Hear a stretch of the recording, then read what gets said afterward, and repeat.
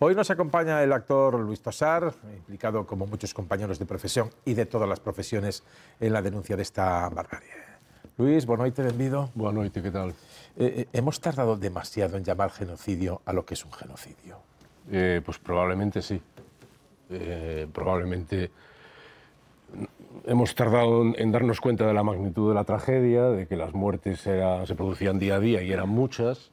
Hemos empezado a cuestionarnos tarde que se podía hacer más, o que por lo menos estábamos en nuestro legítimo derecho de pedir que cesase la inacción de los gobiernos. Y claro, hemos llegado muy tarde y esto ha provocado que hayan muerto casi 60.000 personas, 20.000 niños y que la matanza siga día a día en el territorio gazatí y también en parte de Cisjordania, ¿no? Pero sí, nos hemos dado cuenta tarde de que seguramente se puedan hacer muchísimas más cosas que se podían haber hecho antes, ¿no?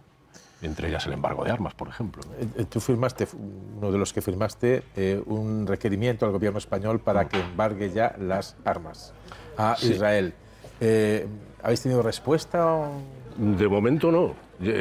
Cuando creo que fue el 14 de julio, cuando se hizo, digamos, la lectura y la expresión pública de esta petición, enseguida ese mismo día hubo alguna declaración de Margarita Robles, pero más o menos como las mismas que venía diciendo en los últimos tiempos, o básicamente durante todo el último año, ¿no? Que es que han cesado todas las negociaciones y todo el comercio de armas que tenga que ver con Israel, pero la realidad no es esa. La realidad es que siguen parando barcos con destino a Israel. La realidad es que, bueno, lo podemos ver, hemos visto las noticias en varias ocasiones. Ha habido temas con la munición de la Guardia Civil, sin ir más lejos, sigue habiendo contratos, ha habido empresas israelíes relacionadas con el armamento, alrededor de como de 1.000 millones de dinero público español que se ha dedicado a eso, ¿no? Y si hubiera habido un embargo real, como insiste Margarita Robles en que no hay, yo imagino que habría habido una reacción por parte de Israel, más o menos notoria y pública. Alguna hubo cuando se suprimió, no sé si era por 1.000 millones, la compra de material. El gobierno israelí denunció al gobierno español, dijo que lo llevaba a los tribunales. No sé si te refieres a que, pese a que en algunos casos sí se produce el embargo, por otro lado se sigue produciendo ese tráfico de mercancías. Se sigue produciendo un negocio de exportación o importación y relaciones muy importantes con empresas israelíes que están relacionadas con el armamento. Porque además todo esto, evidentemente nosotros en esta, digamos, petición específica se pide el embargo total, integral de armas y se pide que se haga por Real Decreto Ley, que se puede hacer, pero todo esto es parte de, en realidad, una petición mucho más ambiciosa, que es la de acciones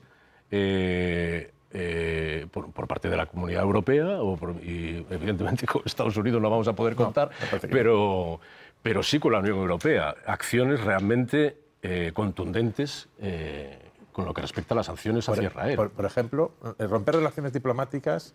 España pide que la Unión Europea, por el artículo 2, rompa el acuerdo de asociación con Israel. Europa, sobre todo, por ejemplo, Alemania, dice que no.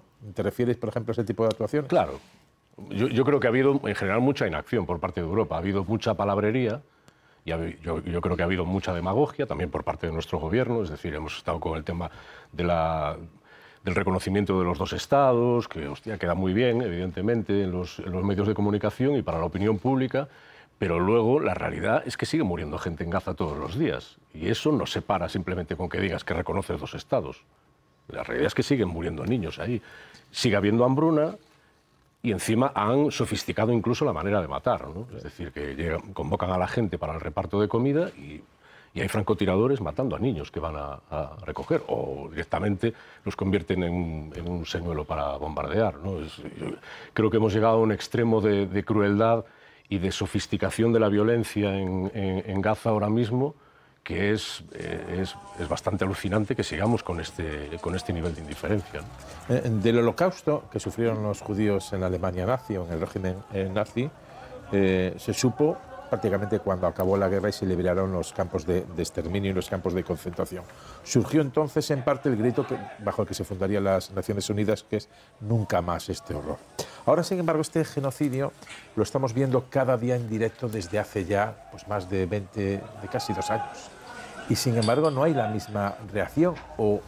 ¿Qué pasa aquí? ¿Hay algún tipo de complejo por Israel, por lo que pasó el pueblo judío en Alemania?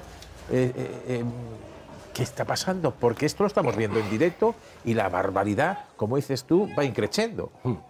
Sí, bueno, yo creo que hay un efecto anestesia que evidentemente antes no ocurría porque no vivíamos inundados, o la gente que le tocó vivir aquel momento no vivía inundada de medios de comunicación, de redes sociales, llenas de estímulos por todas partes. Y evidentemente todo esto, sobre todo cuando se consume mucho, llega un momento en que anestesia completamente, ¿no? Pero con respecto a lo que tú apuntas, yo no soy un experto tampoco en Oriente Próximo, Oriente Medio, no sabría decirte qué es lo que está ocurriendo exactamente con esto, pero sí tengo la sensación de que hay un poco de temor a expresar y a condenar. Que te acusen de antisemita, ¿no? Sí, creo que durante bastante tiempo, desde hace 2 años, esta prevención ha existido. Y ha existido, evidentemente, muy justificada, porque hay industrias en las que claramente la influencia sionista es total, con lo cual no han podido movilizarse mucho. Estoy hablando, por ejemplo, de Hollywood. Y de un tiempo a esta parte, claro, cuando ya es totalmente... Es que es insostenible. O sea, lo que estamos viendo es una cosa atroz y horrible y francamente, poco reconocible como perpetrada por seres que supuestamente son iguales que nosotros, ¿no? Yo digo siempre que Alemania no va a curar sus culpas del genocidio, en parte porque fue el genocidio de un régimen, no de un país, no, un régimen nazi, es decir, que tenía un notable apoyo, pero un régimen nazi. No va a curar sus males o expiar sus males de un genocidio que cometieron los nazis en Alemania, permitiendo otro genocidio, que es el de Palestina. Es como si con esto quisieran culpar culpas anteriores y lo único que están consiguiendo es, digamos, ser culpables de un genocidio los nazis en el 36 al 45 y ahora el gobierno alemán o la sociedad alemana permitiendo este genocidio de Israel con los palestinos. Sí, pero también lo estamos permitiendo nosotros. Quiero decir que es que hay una cierta connivencia de toda Europa, ¿no? Yo tengo una gran amiga, Olga Rodríguez, del diario.es, que hace un análisis muy interesante de todo esto. Hace poco hablábamos de ello y ella decía, bueno, yo tengo la sensación de que Israel está perpetrando el trabajo sucio de toda una especie de idea europea de cómo tiene que ser el mundo. Oriente Próximo y cómo más o menos tiene que ser ese orden. Y dentro de ese orden, seguramente parte del plan es este, y el trabajo sucio claramente lo hace Israel. Por eso hay una omisión total de ayuda por parte de Europa, Inglaterra, Francia, de las grandes potencias, por supuesto. La flotilla, que creo que ha salido por fin, ha vuelto a salir, mal a la mar, vuelven a salir. Creo que lo último que dice Israel que los va a tomar como terroristas y que incluso puede... ¿Crees que se va a llegar a un momento de tensión máxima, de que cuando llegue el barco, la flotilla, esas aguas, se produzca una detención por terrorismo de los integrantes de esa flotilla? ¿O en qué escenario nos vamos a ver? Sinceramente no me extrañaría nada. Porque, bueno, ya vemos cómo se las gasta Israel. No creo que tenga ningún problema en tomar actos contundentes, digamos, contra la flotilla, porque hasta ahora no veo que se hayan cortado para nada, ¿no? No veo por qué tendría que imponerles más.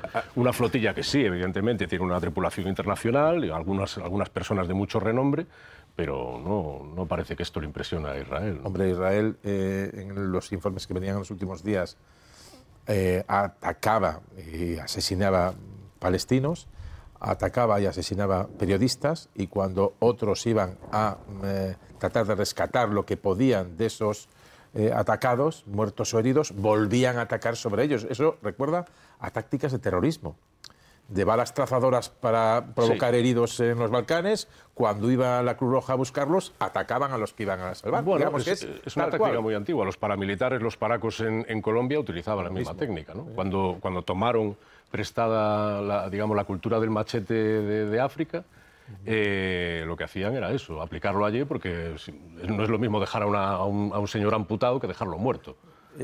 En cuanto a la imagen de Israel en el mundo, por ejemplo, estamos viendo imágenes de la Vuelta Ciclista a España, está participando un equipo de Israel y en prácticamente todas las etapas están poblando de banderas palestinas.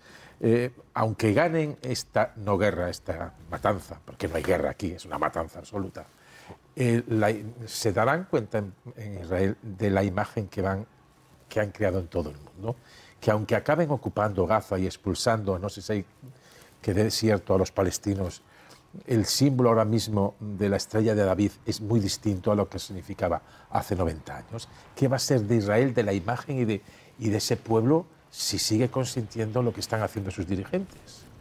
No lo sé, sinceramente. Lo que me extraña es que hay... Es muy difícil distinguir a la gente que está en contra.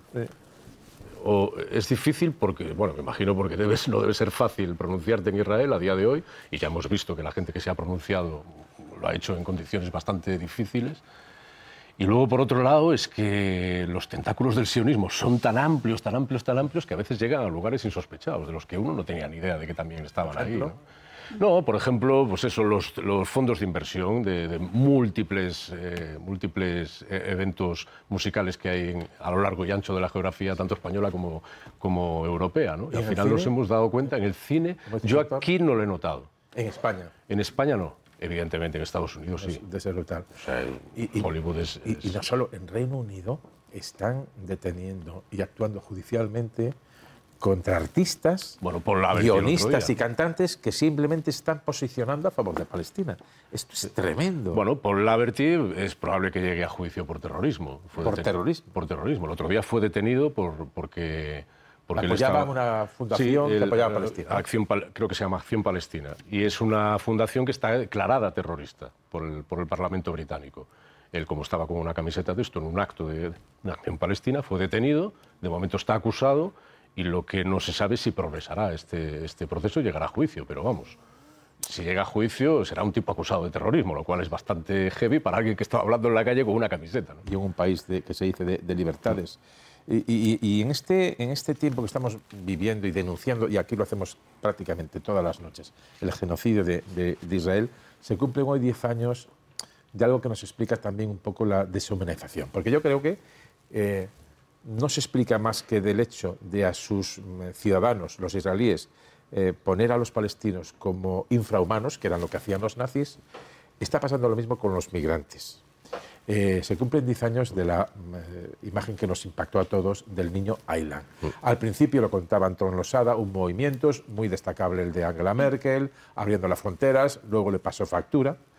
Pero ahora parece que nos hemos olvidado y estamos viviendo en Europa y en España movimientos, hoy mismo creo que en alguna localidad madrileña o barrio de Madrid, contra inmigrantes, contra centros de inmigrantes. ¿Qué nos está pasando y esto por qué se está produciendo? Tus preguntas son completitas. Yo no tengo respuesta para tantas cosas. Lo que sí tengo es las sensaciones que vivo en el día a día y sí tengo una sensación muy extraña en el cuerpo porque creo que hay mensajes muy profundos de la ultraderecha que están calando de una manera muy preocupante y sobre todo en la gente más joven. Porque yo puedo entender de ciertas personas que conozco desde hace muchos años que piensan lo que piensan y me parece hasta coherente con su manera de actuar en los tiempos tal como han venido. Pero que muchos chavalillos jóvenes se crean este nuevo testamento en un país que además se ha construido a través de la inmigración, es decir, que hemos tenido que salir siempre fuera para buscarnos las habas. Nosotros los gallegos sabemos un poco de esto. O sea, millones de personas han salido de nuestra tierra para irse a buscar las habas en otro país, ¿no? Que nosotros mismos estemos hablando de esto. Luego, entre nuestras propias comunidades ha sido siempre un flujo migratorio constante. Es decir, si hubiéramos cerrado las puertas, si hubiéramos considerado delincuentes a toda la gente que está en muchas de nuestras familias en aquel tiempo, ¿qué hubiera pasado con este país, ¿no? Tú siempre has dado la cara en muchos momentos sociales, ahora la denuncia del genocidio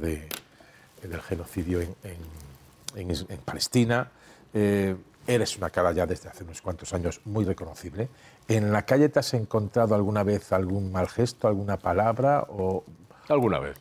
¿Alguna vez? Sí, pero por fortuna no ha sido lo suficientemente violento. Sí. No, sí, pero sí. Bueno, el rojo de mierda es bastante habitual. Bienvenido al club. Wok todavía no me han dicho nada. Wok es demasiado evolucionado, yo creo, ¿no? Es como tal, pero sí, alguna vez, sobre todo esto, cuando acabas de pasar y al metro de distancia escuchas ya, mira el hijo de puta este. Sí. Pero bueno, nunca ha habido, digamos, nunca he tenido suerte, nunca he tenido así nadie digamos, enfrentándome cara a cara de manera hostil. Mal en la profesión no te ha ido. Los que somos de gallegos te conocimos en el papel de juez, dos Suís de Protosas, en la mítica Mareas Vivas. ¿Te imaginabas que ibas a acabar siendo Luis Tosar, un actor conocido en toda España? ¿Cuándo te diste cuenta de que, bueno, del papel de la serie voy a pasar después a hacer un papel, Te doy mis ojos, por ejemplo, del que luego hablaremos? Mirando para atrás te das cuenta, joder, mira lo que he conseguido. Hombre, sí. Sí, intento además hacer el ejercicio y ser lo más agradecido posible con todo lo que ocurre, con todo lo bueno que ocurre, evidentemente, porque tal como está el mundo, pero, a ver, siendo un chavalillo en Lugo, estudiando en el instituto, sí, digamos que no tenía grandes planes, digamos, para llegar a ser lo que eres. No, me gustaba, me interesaba el mundo del teatro, pero tampoco tenía una meta muy clara. Es decir, cuando yo empecé ya a pensar en que me quería dedicar a esto, que debió ser con 17 años... ¿Ah, sí? Sí, una obra de teatro que hice en el instituto y ahí dije, creo que esto es lo mío. Y ahí decidí ya como apostar claramente por esto, pero no tenía, vamos, ni idea de hasta dónde podía llegar, ni tenía ningún plan. Lo de los 3 Goyas con 17 años, entonces no estaba, digamos, en tu mente. No, para nada. 3 Goyas. Para nada. Pregunta de la redacción, de mi equipo. ¿La imagen de Duro que tienes es por la voz, la mirada o por las cejas pobladas? Pues serán las dos cosas, ¿no? Las tres. Las tres. Sí. No, seguramente las cejas tienen más que ver que cualquier otra cosa. Sí, será un compendio, pero mira, fíjate que yo cuando era muy jovencito siempre quise tener la voz profunda. Sí, lo has conseguido. Pues no creas que tanto, no. Porque a veces me escucho y digo, no sé si es el tipo de voz que a mí me gusta. Pero en un spot que hubo de los Goyas fuiste capaz de poner voz de falsete y cuando te cabreaste, porque tenías en el papel que cabrearte, dije, o sea, aquí se acabó la discusión y ya no había más coñas, ¿no? Fue así todo. Pero sí, no, pero bueno, estoy contento. Uno de los primeros éxitos es, haces de maltratador que en parte no se da cuenta de que es un maltratador o no se da totalmente cuenta que es un maltratador. No sé cómo te metiste en el papel de Te doy mis ojos. Te doy mis ojos. Sí. Es tremenda. Hay una escena porque tú estás muy enamorada de tu mujer, pero según va evolucionando la película, el comportamiento de tu protagonista, de tu papel, adquiere hasta que en un momento al final se sorprende de que su mujer se orine, se mea ante lo que le estás diciendo. Entonces el protagonista se queda diciendo, pero yo soy realmente así. ¿Este es el papel de un maltratador que no se da cuenta que es maltratador? ¿O cómo lo valoraste tu papel en la película? Bueno, nosotros habíamos ya hecho un trabajo previo con un cortometraje que se llamaba Amores que matan, siempre insistiendo un poco en la idea de esto, de que había un amor, pero era un amor tóxico, un amor que llevaba las cosas a un lugar oscuro en vez de llevarlas a la luz, ¿no? Entonces, en ese corto ya empecemos a hacer ese trabajo. A mí me costaba mucho entrar en ese mundo, porque era un mundo muy oscuro al que, por fortuna, creo que no pertenezco en absoluto. No es esa la manera de amar que yo concibo, pero tenía que comprenderlo de alguna manera, ¿no? Todo ese trabajo, por suerte, lo hicimos durante el cortometraje y cuando ya llegamos al largo ya estaba bastante preestablecido ese mundo, ¿no? con Iciar. Y lo que hicimos fue, bueno, perfilarlo un poquito más, sobre todo en este tipo de escenas, ¿no? En las que este tipo tenía que darse cuenta de que realmente era asumir que no sabía querer y que quería mal y que además maltrataba permanentemente porque tenía que suplir de alguna manera todas las carencias que él mismo tenía. Eso es una parte de los maltratadores. Hay otras que saben perfectamente que son maltratadores. Hombre, hijos de puta hay en todos lados. Yo creo que hay algunos que son directamente unos psicópatas o unos hijos de puta y lo único que les interesa es maltratar a la persona con la que conviven. Pero luego yo entiendo que hay gente que no sabe, no es muy consciente del mal que hace, del mal que produce. ¿Y eso cómo lo afrontamos? Hay algunos que serán, pues no sé, pues la educación que han recibido. Ahora hay entre los chavales, hablabas tú antes de los chavales que están hablando de los inmigrantes como una invasión, ¿no? De jóvenes en edad militar, que se dice, desde la ultraderecha. Pero este fenómeno joven de varón machirulo que está teniendo una posición de dominio, pero te hablo de chavales de 20, 21 años de instituto y unos comportamientos y unas palabras que tienen que escucharlas en algún lado las han aprendido, o en sus familias, o en sus entornos, o en las redes, pero hay un rebrote del machismo más rancio y violento en las capas más jóvenes de los españoles. Bueno, yo creo que nosotros somos una generación que nos hemos despistado, sinceramente. Creo que somos una generación que veníamos teniendo una herencia bastante cojonuda de nuestros padres, es decir, que nos dejaron una sociedad más o menos construida en la que, bueno, en la que se podía hablar con libertad, en la que se podía actuar con libertad, en la que había, yo creo que un respeto mutuo, en general, una buena convivencia, en la que todos estos discursos de ultraderecha habían quedado atrás, al menos durante un tiempo, habían quedado ahí, no sé si durmiendo y ahora han despertado, pero no estaban presentes, digamos, en la conversación habitual. Y creo, sinceramente, que eso nos hizo despistarnos un poco.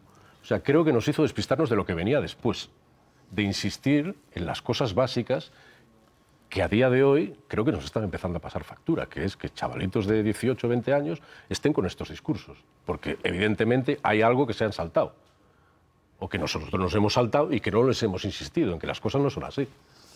Antes de ceder el turno a los compañeros de mesa, que hay alguno que conoces bien, como sí, aquel también lucense, Antón Losada. ETA, haces dos papeles en ETA. Haces uno de terrorista que consigue hablar, este es además un caso real, con la viuda Maixabel, estoy hablando de un Jáuregui, me parece que era el marido, sí, ¿no? O sea, haces de terrorista que habla con una víctima o la mujer de una víctima en ese proceso de dónde estuve y por qué hice esto y cómo llegué a esta locura. Y en el otro haces el papel de alguien que tiene que asesorar en la intrusa, en la infiltrada, para combatir ese fenómeno. En los dos procesos de acercarte a ese mundo, ¿cómo han sido? ¿O te has ceñido exclusivamente al guión o has pensado algo de cómo fue posible aquello? Y o sea, ¿cómo fue posible la locura de que gente matara a otra gente por ideas políticas? Y cómo llegar también al extremo de combatir eso, en este caso la infiltrada.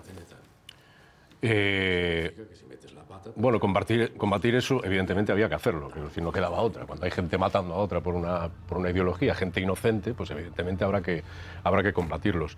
Pero creo que es bueno intentar comprender por qué se produjo todo eso. Y por qué chavalitos que aparentemente podían haber tenido una vida más o menos normal, que podían haber convivido perfectamente en armonía con otros, porque ya vivíamos, estoy hablando ya en los años de democracia, y no había en principio ninguna razón, porque no había unas fuerzas de ocupación ni nada por el estilo en Euskadi, es decir, podían haber vivido supuestamente en armonía.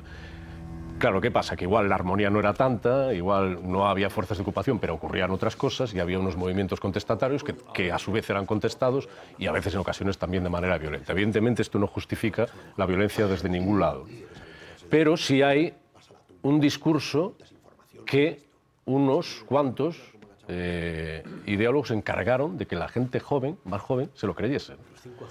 Y muchos de ellos cayeron, digamos, en la fe absoluta de este discurso y tomaron actos al respecto, ¿no?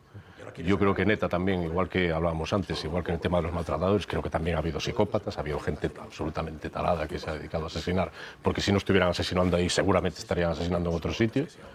Pero luego creo que hay gente que, bueno, que tuvo la desgracia de creerse un relato en un momento dado y... Fue atrapado como una secta. Sí, básicamente. Y también entiendo que mucha de esa gente, después evidentemente muy pocos han dado el paso de reconocerlo y de asumir las consecuencias y la culpa, pero sí que ha habido bastantes arrepentidos. Enseguida te paso, pero para concluir, luego te tengo que entregar algo, pero eso ya al final de la entrevista, porque es un encargo que tengo que hacer. Hubo un spot publicitario, no voy a decir la marca, pero era de una cerveza catalana. Y te ponían como alguien muy serio que decía aquello de no todas las cervezas son iguales. La gente decía, joder, Luis Tosar haciendo una cerveza catalana cuando hay en Galicia una cerveza maravillosa. Te vas a abrir ese melón. En el papel donde tú estás haciendo el papel de la cerveza catalana, sale Luis Zahera. Y al poco rato, la empresa gallega contrata a Luis Daeda para hacer el anuncio. Bueno, tampoco fue al poco rato, ¿eh? Bueno, fueron pasados unos cuantos spots, ¿no? Sí. Unos años habían pasado. Sí. Hostia, creí que había sido más rápido todo, ¿no? El proceso. No, lo que pasa es que el último spot de la catalana en el que estaba Zaera fue hace no tanto tiempo, pero claro, el primero salía que con hicimos... un parche o así, creo, Sí. salía con un parche. Primero fue hace... Vamos, o sea que me he metido en un jardín. Este era un melón del que no había que abrir. Estoy diciendo a Anton Losada diciéndome, no aprenden. Esto es una intrahistoria muy larga, que Pues no la vamos a contar aquí. No la vamos a contar. Pues voy a empezar con Anton Losada, para que empiece preguntando y me saque de este jardín. Hola, buenas noches, ¿qué tal? Buenas noches, ¿qué tal? Bueno, hay un... Iba a preguntar en galego.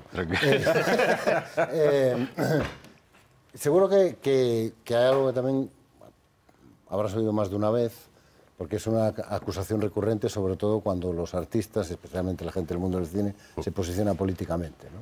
Que es lo de subvencionado. Sí. Seguramente que te habrán dicho lo de rojo de mierda y lo de las paguitas, sí. Y lo de subvencionado. Las paguitas, ¿verdad? Sí, las paguitas más modernas. Y lo de tal. Y yo me gustaría que le explicase un poco a la gente que la realidad del cine español no es la que se trata de explicar muchas veces desde los medios que alientan ese tipo de discurso. Que tenemos una industria cinematográfica pujante, que se hacen buenas películas, que son muchas películas españolas que llevan mucha gente al cine. Ahí tenemos los grandes productos que se están haciendo, las grandes series que se están haciendo. No, y tenemos un sector audiovisual que es de los más potentes en Europa ahora mismo, ¿no? Y que además hemos sido y seguimos siendo puntal, digamos, de las producciones. Pero me gustaría que rompieras un poco el mito ese del subvencionado, ¿no? Sí, bueno, hay cosas... Por ejemplo, hace unos cuantos años, ahora no sé cómo estará, pero hace unos cuantos años yo recuerdo que todo el presupuesto que teníamos para la industria cinematográfica en España era exactamente el mismo que tenía el Teatro Real para el año. Y nosotros teníamos que hacer todas las pelis con eso. Y ellos, bueno, todas las óperas, que entiendo que está muy bien, que la ópera evidentemente es cultura y es una cosa maravillosa, pero el Teatro Real, que yo sepa, está en Madrid. Y la gente que tiene acceso a ver las óperas en el Teatro Real es bastante menor que la que puede llegar a tener acceso a ver cine, ¿no? Entonces siempre hemos, digamos, trabajado en realidad con presupuestos muy ajustados. Y que además en esta industria la gente puede pensar, te da una subvención y tal, normalmente uno tiene que intentar recuperar ese dinero. Cuando no se recupera, mal asunto, pero no es mal asunto porque haya un dinero público invertido, es mal asunto porque el productor seguramente se arruine y no pueda volver a hacer otra película. Es decir, que el empeño de un productor siempre es intentar que el producto sea lo más rentable posible. Tampoco ni siquiera todas las películas están subvencionadas, ni muchísimo menos, ¿no? Algunas tienen alguna pequeña ayuda, algunas una un poco más grande, depende un poco del tipo de producto, también del tipo de interés que pueda tener a nivel cultural. Bueno, en esta casa, en Televisión Española, que participa en muchas películas de cine español, se valora mucho el interés general de la película, es decir, que no es cualquier capricho, es decir, que todo eso pasa por un comité y se mira con lupa, ¿no? Y luego, al margen de eso, es una industria que da trabajo a miles y miles y miles de personas. Miles y miles de personas que cotizan en la Seguridad Social, que pagan sus impuestos y que generan muchísima riqueza para el país, ¿no? Es decir, ¿que hay dinero público para el cine español? Sí, pero es muy poco comparado con la cantidad de dinero que genera la industria en general, ¿no? Y comparado seguramente con otros sectores industriales y empresariales que reciben ayudas públicas que son muy cuantiosas. Paloma. Sí, buenas noches. Luis, yo sigo con el cine porque es menos habitual que tengamos actores en la mesa y aprovecho además. Bueno, de vez en cuando vienen algunos. Vienen, sí, pero bueno. No, pero Luis está aquí porque es de Lugo. Gallegos también vienen todos los que pueden. Gallego, El asunto del gallego también influye en la mesa. Yo te quiero preguntarte, ha sacado Xavi la película de Te doy mis ojos, que yo creo que también es muy relevante, porque cuando en el cine español se piensa en una peli que hable de violencia de género, nos viene a la cabeza a todos esa película. Y te quería preguntar, ¿cómo te preparas un papel, cómo consigues, si hay técnicas, cómo te preparas para un papel en el que interpretas a un tipo de persona que seguramente odias, ¿no? Que desprecias, cómo un actor se puede preparar para interpretar un papel como el del maltratador de Pilar, en el caso de esta peli?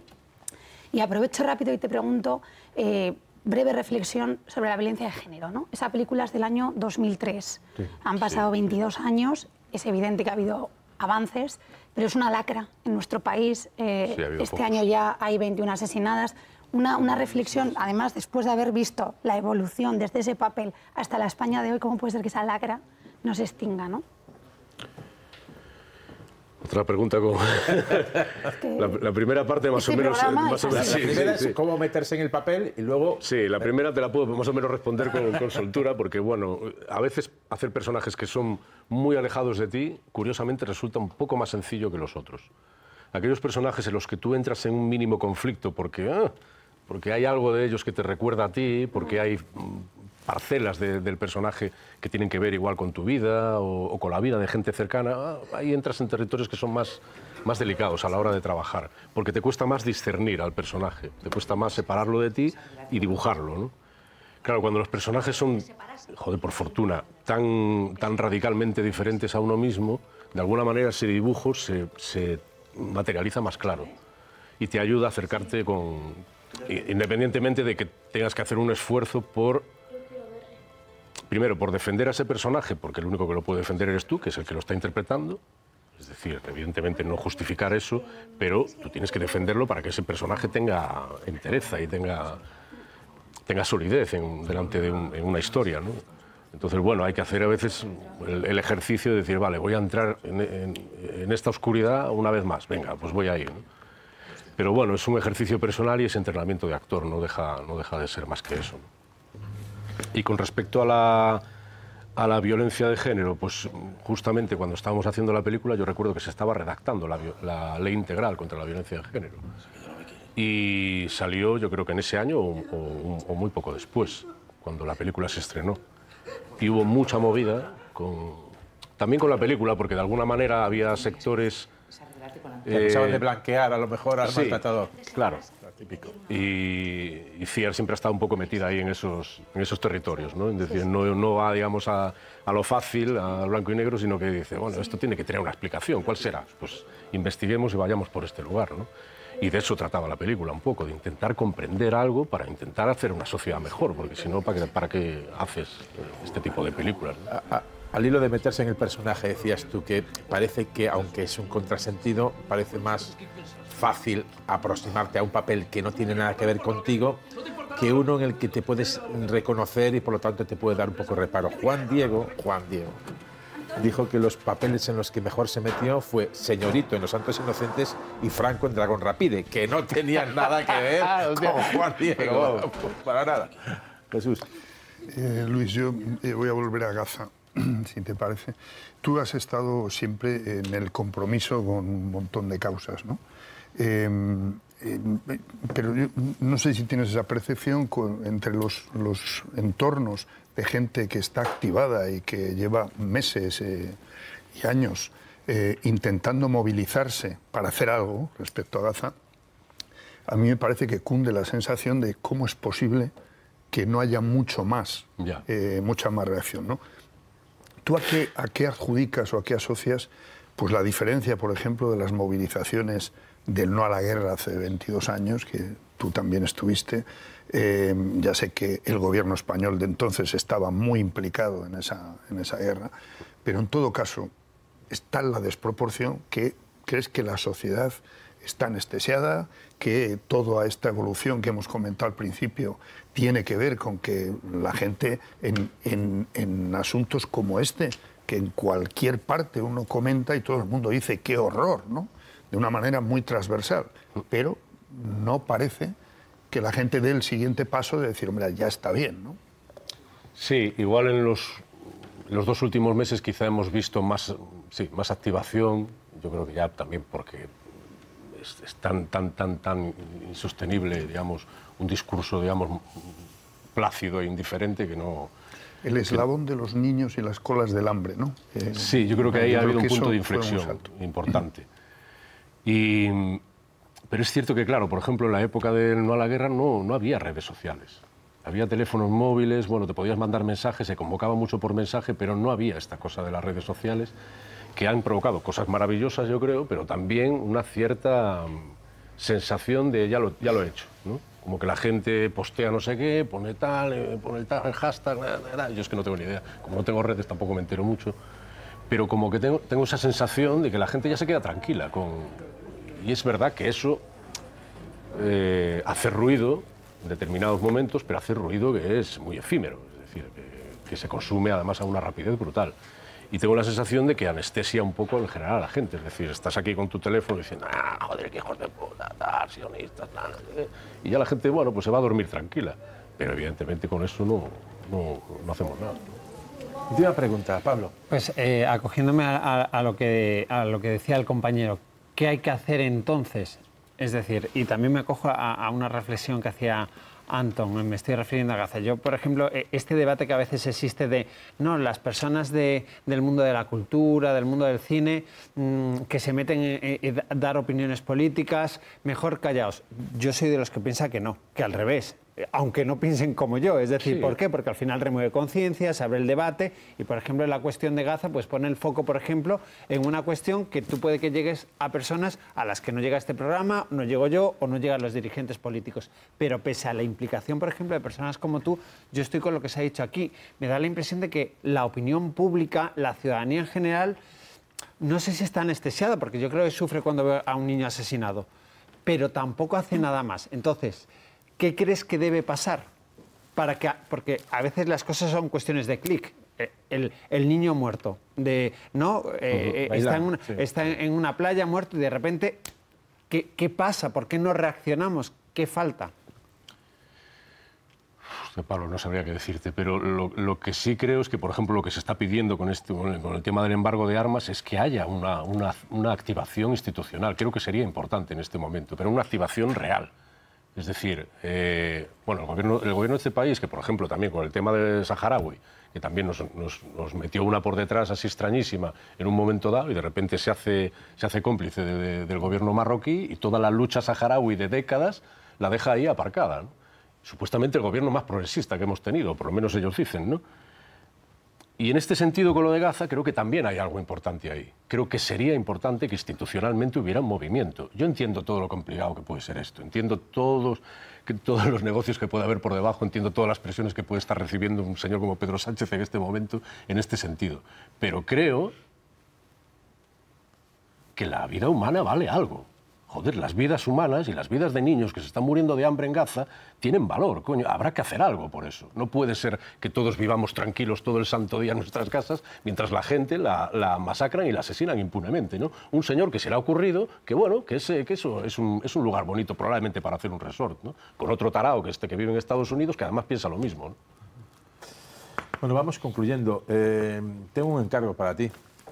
Una novela de un amigo, un realizador. O sea, te mando con apuntes para casa, ¿vale? Esta atípica conveniencia entre gallegos. Conveniencia total. En concreto, de gallegos de alta gama, que es los de Pontevedra. Típica conveniencia total. Ah, hostia. Gallegos de alta gama, que somos de Pontevedra. Hizo una novela, una novela que le voy a enseñar, que se llama Punto de Giro. Ahí está. Vamos a ver, esto que no se convierta en costumbre, pero bueno. Ángel Peláez, realizador histórico de esta casa, hizo una novela donde hay un malo que se parece mucho a ti. Entonces quiero hacer una serie. Y entonces me dijo, por favor, dásela antes de empezar el programa a Luis Tosar. Y dije, no, se la voy a entregar en el programa. Ahí tienes. Si la puedes leer, la lees. Él está muy ilusionado con hacer una serie o una película. Está ambientada en Pontevedra. Y digamos que el malo fenotípicamente tiene algo que ver con Luis Tosar. Muy bien. Pues si quedaba alguna duda de que me lo hayas entregado, ya él sabe que ahora te he entregado. Estuve pensando, voy a hacer una foto dándole, dije, no, mejor en directo y así un programa. Claro. Conveniencia nivel plus. Sí. Oye, Luis, verdad, un placer y un honor tenerte aquí. Perdón por lo de la cerveza, pero no sabía que era un jardín. De verdad que no tenía ni idea que era. Creí que era una genialidad mía de esto, de preguntarle por esto, pero veo que ya otros han pensado lo mismo antes. Muchísimas gracias por todo lo que haces. Desde el punto de vista de actor, que tiene que interpretar un papel, que puede coincidir o no con él, pero también por tu compromiso, que eso desde luego va de suyo en tu propio carácter. Muchísimas gracias. Muchísimas gracias y muy buena noche. Muchas gracias. Bueno, pues hasta aquí el primer tramo de la noche, la portada hoy con Luis Tosar, como han visto, en 5